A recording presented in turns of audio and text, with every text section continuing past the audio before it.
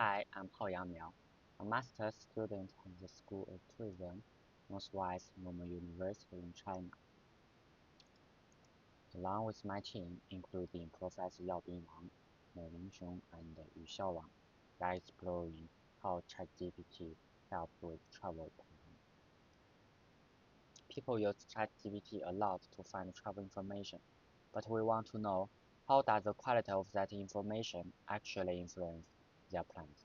So we looked at things like how reliable, relevant, and fast ChatGPT's answers are, and whether these factors inspire people to plan their trip.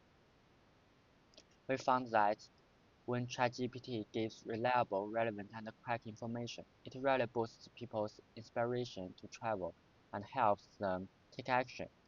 Interestingly, being concise didn't matter much, but we also learned that if travelers worry about their privacy, it can lower this inspiration and affect their plan. So for tourism business, using ChatGPT smartly can get more people excited and ready to travel, but they also need to address privacy concerns to keep users trusting and engaged. Thanks for watching.